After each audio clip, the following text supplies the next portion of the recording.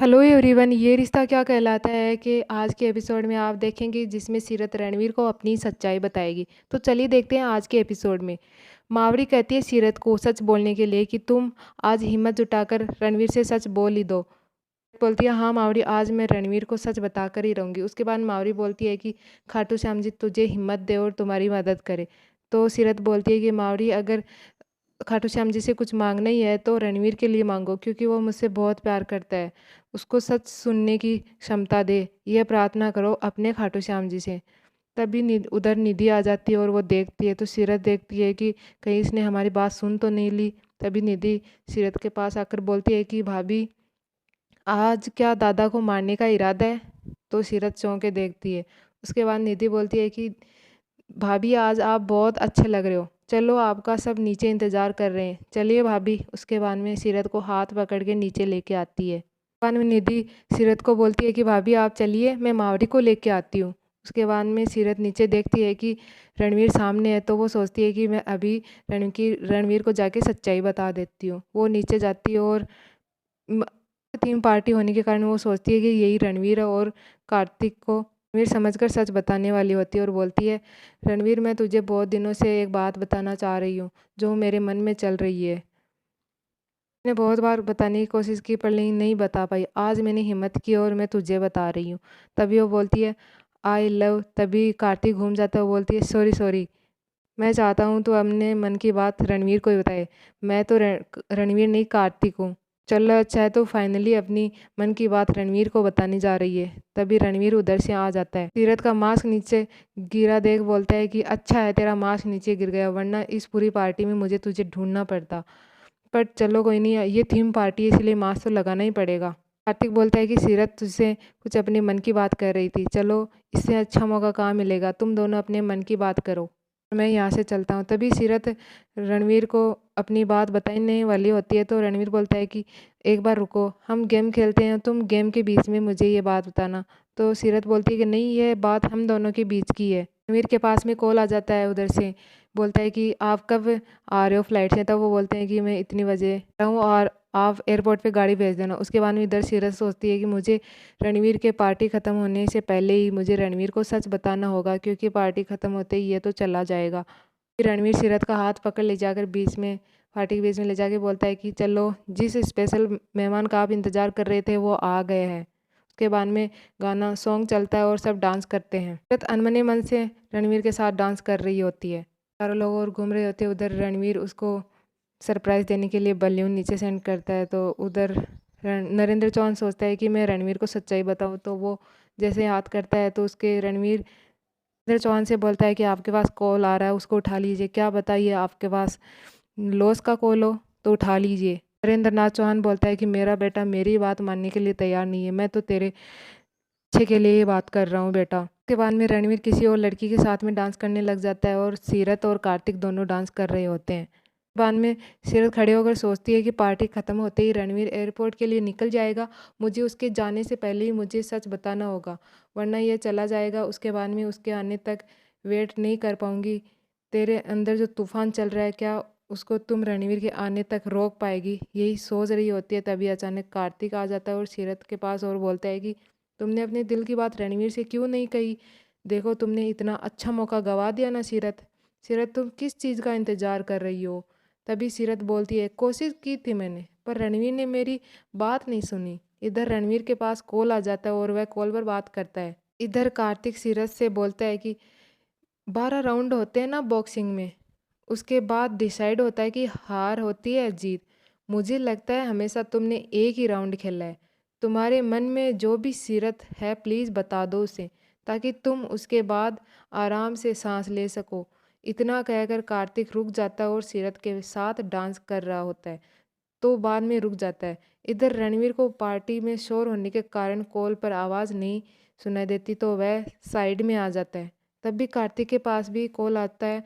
उसके बाद सीरत बहुत सैड हो रही होती है और रणवीर को देख रही होती है और रणवीर के पास जाने ही वाली होती है कि उसकी साड़ी का पल्लू का टेबल में अटक जाता है। इधर नरेंद्र चौहान सोचता है कि मुझे ही रणवीर को सीरत की सच्चाई बतानी पड़ेगी। जैसे ही नरेंद्र चौहान रणवीर को सच्चाई बताने के लिए आता है, तो रास्ते में कार्तिक से टकरा जाता है और नरेंद्र चौहान वहाँ से चला जाता है। उसके बाद सीरत रणवीर के पास आ जाती है और उसको कुछ बोलती है और हाथ पकड़कर साइड में ले जाती है। इधर कार्तिक रणवीर और सीरत को देख रहा था और सोचता है कि हमेशा हंसते बोलते रहने वाली अचानक से चुप हो गई। पता नहीं ऐसी कौन सी बात हो गई जो कहने की हिम्मत ही नहीं कर पा रही है। इधर नरेंद्र चौहान सोचता है कि सीरत मेरे से पहले आ गई और गुस्सा करता है। इधर रणवीर सीरत से बोलता है कि अरे रे सीरत किधर लेकर जा रही हो, अरे कुछ तो बोलो सीरत, ऐसी कौन सी बात होगी जो पार्टी छोड़कर बाहर आना पड़ा। अगर तुझे थैंक यू या आई लव यू बोलना है तो एयरपोर्ट जाने से पहले कमरे में तुझे 5 मिनट दे दूंगा तो तुम वहाँ बोल सकती हो। सीरत बहुत दुखी हो रही होती है और रणवीर से दूर आकर खड़ी हो जाती है और बोलती है तुम रुको मैं तुम्हें सब बताती हूँ। रणवीर सीरत से बोलता है बोलो ना तुझे क्या बात करनी है। तभी सीरत कार्तिक की कही बात सोच ही रही होती है, जो कारण है वह बता दो, जो भी दिल में है वह बोल दो, क्योंकि तुम्हारे मन में जब तक यह बात रहेगी तुम परेशान रहोगी। और हिम्मत करती है रणवीर से सच बोलने के लिए और सामने आकर खड़ी हो जाती है और बोलती है कि एक सच। तभी रणवीर बोलता है कि थोड़ा सा सीरियस होकर कौन कौन सा सच। तभी सीरत बोलती है एक बात मानेगा मेरी, जब तक बात पूरी ना हो तुम मुझे बीच में मत रोकना। आसान नहीं है मेरे लिए जो मैं कहने जा रही हूँ तुम्हें। तभी रणवीर बोलता है कि डरा मत मुझे, तुम क्या कहना चाहती हो वह बोल दो ना। उसके बाद सीरत बोलती है कि सबसे पहले सॉरी, तुमने मेरा मूड ठीक करने के लिए पार्टी रखी और मैं तुझे पार्टी से ऐसे बीच में लेकर आई और मुझे एक ऐसी बात कहने जा रही हूँ जिसे तुम्हारा मूड। इतना कहने के बाद सीरत चुप हो जाती है और रणवीर बोलता है मैं समझ गया, देखो तुम ऐसे मजाक मत कर, मैंने तेरे लिए सरप्राइज़ पार्टी रखी है इसलिए तुम मुझे सरप्राइज़ देना चाहती हो ना। सीरत सही बोला ना, मुझे अच्छा नहीं लग रहा है, तुम ये ना करो। तभी सीरत बोलती है कि मैं कोई मजाक नहीं कर रही, जो भी कहने वाली हूँ ना वो सब सच है। मुझे नहीं पता तुझे सुनकर कैसा लगेगा, पर यह सच है रणवीर, यकीन होगा भी नहीं या नहीं, बट यह सच है रणवीर। तभी रणवीर बोलता है कि ठीक है, फिर तुझे जो कहना है वो बोल दो, मैं नहीं रोकूंगा तुझे, बोल जो बोलना है। उसके बाद में सीरत बोलती है बात तेरी और मेरी है रणवीर, बात हमारे रिश्ते की है रणवीर। इधर रणवीर के मोबाइल में रिकॉर्डिंग हो रही होती है। मुझे पता है रणवीर तुम मुझसे बहुत प्यार करते हो, सच्चा प्यार करते हो, और मुझे ये भी पता है तुम्हारे जीवन में जितना प्यार तुम मुझसे करते हो प्यार मुझसे और कोई नहीं कर सकता।